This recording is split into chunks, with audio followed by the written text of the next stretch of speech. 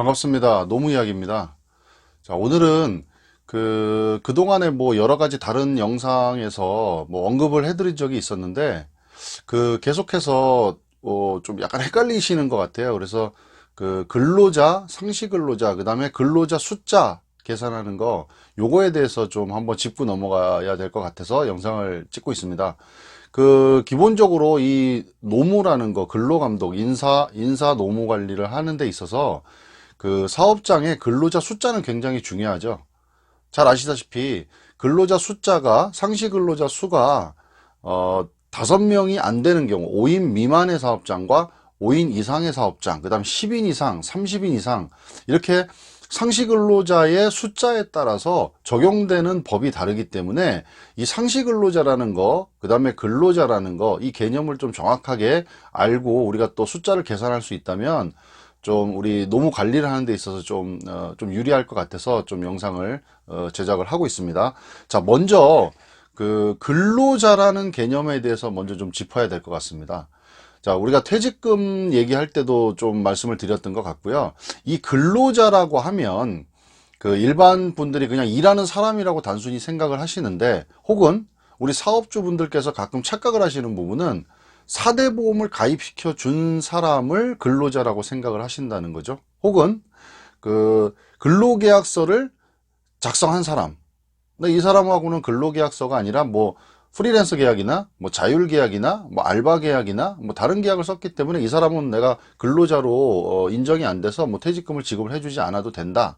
혹은 세금을 3.3% 원천 징수를 하죠. 사업자로 돼 있으신 분들은 3.3% 원천 징수를 하는데, 내가 우리 일하는 이 직원은 3.3% 원천 징수를 해줬기 때문에 이분은 근로자가 아니다. 그래서 퇴직금을 주지 않아도 된다. 이렇게 생각을 하시는데, 자, 근로자라고 하면, 지휘 감독을 받고 있는 사람, 사용자, 사업주로부터 지휘 감독을 받고 있는 분, 그리고 이걸 다시 얘기하면 사용 종속적인 관계에 있는 사람을 우리는 근로자라고 얘기합니다. 우리가 사업주가 지시하는 것을 따르는지, 출퇴근 시간이 정해져 있는지, 그 다음에 급여를 고정적으로 주는지, 이러한 여러 가지 요소에 따라서 이분이 사용 종속적인 관계에 있느냐, 지휘 감독을 받고 있느냐의 여부가 근로자냐 아니냐를 판단하는 기준이 된다는 겁니다. 이 점을 좀 반드시 유념하셨으면 좋을 것 같습니다. 자, 그 다음에 가족들이 이제 같이 이렇게 일하시는 경우인데, 동거 친족의 경우에는 근로자로 인정이 되지 않는다는 거 좀 참고적으로 알고 계시면 좋을 것 같고요. 자, 그러면 두 번째는 상시 근로자는 뭐냐? 상시 근로자는 우리 또 사업주분들이 가끔 착각하시는 부분은 아르바이트생이나 뭐 기간제, 단기간 이런 근로자들은 상시 근로자에 포함이 안 된다고 또 생각을 하시는데, 자, 통상 근로자, 기간제 근로자, 단기간 근로자, 일용직 근로자, 거기에 추가적으로 외국인 근로자까지 모든 근로자들은 전부 다 상시 근로자 숫자를 계산할 때 포함이 된다는 거, 이거 좀 유념하시면 좋을 것 같고요. 여기서 빠지는 거는 사업주 본인은 빠지시게 되겠죠. 그리고 파견 근로자는 상시 근로자 숫자에서 빠지게 됩니다. 자, 그 다음에 또 하나 좀 유념하셔야 될 거, 아까 제가 동거 친족의 경우에는 근로자성이 인정되지 않는다고 말씀을 드렸지만, 상시 근로자 수를 계산할 때는 우리 근로자가 예를 들어서 직원이 3명 있는 경우, 뭐 예를 들어서 우리 동거 친족을 2명을 사용을 했다.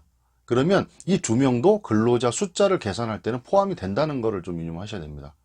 동거 친족의 경우에는 근로자성은 인정이 되진 않지만 상시 근로자를 계산할 때는 이 부분도 포함을 해야 된다라는 거 유념하시고요. 자, 그러면 마지막에 이러한 근로자와 상시 근로자의 이 기본적인 개념을 안 상태에서 우리가 상시 근로자 수를 계산하는 겁니다.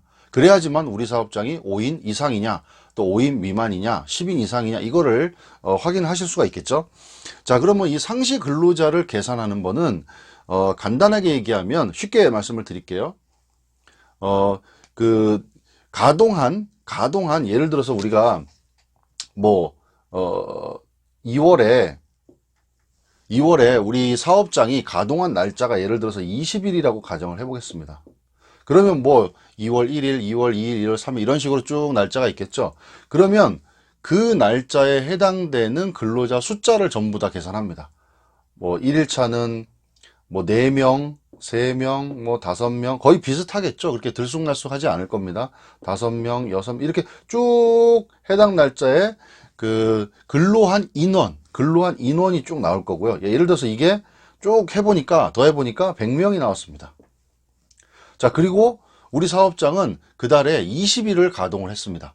자, 그러면 이 100명에다가 20을 나눠줍니다. 그러면 우리 사업장은 상시 근로자가 5명이 되는 거죠. 이런 식으로 계산을 하신 겁니다. 이게 뭐 그렇게 어렵지는 않은 게. 그러니까 앞서서 말씀드렸던 근로자, 상시 근로자에 해당되는 사람이 가동한 날짜에 몇 명씩이 일했는지를 전부 합산을 해서 가동 일자로 나누면 그게 상시 근로자가 되는 겁니다.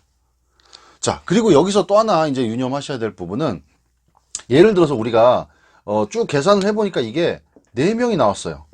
상시 근로자 숫자가 4명이 나왔는데 이 날짜를 하나씩 쭉 보니까 이 5명이 넘어가는 날짜가 예를 들어서 20일 중에 10일이 넘어갔다. 50%가 넘어갔다는 거죠. 그러니까 5명이 넘어가는 날짜가 50%인 10일을 넘어갔다. 그럴 때는 우리 사업장은 5인 사업장이 된다는 거죠. 근데 이걸 계산했을 때 5명 이상이 됐다, 6명이 됐다, 상시 근로자 숫자가. 근데 이 날짜들을 쭉 보니까 그 중에 5명 미만, 4명 이하인 5명 미만인 날짜가 50%를 넘어갔다. 그럼 우리 사업장은 5인 미만의 사업장이 되는 거죠. 이렇게 전체 가동 인원에다가 가동 일수를 나눴을 때 나오는 숫자가 상시 근로자이지만 거기에 해당되는 인원이 2분의 1 이상, 50% 이상을 근무했다면 해당 인원으로 적용을 한다. 이것까지 좀 알고 계시면 정확할 것 같습니다. 그래서 오늘은 다른 어떤 뭐 퇴직금이라든가 뭐 연차 휴가, 그 다음에 뭐 여러 가지 가산 수당들, 연장 수당, 야간 수당 이런 것들을 계산할 때 사용되는 근로자 수에 따라서 5명 미만인 사업장과 5인 이상 사업장, 10인 이상, 30인 이상 이렇게 규정이 달라진다는 겁니다.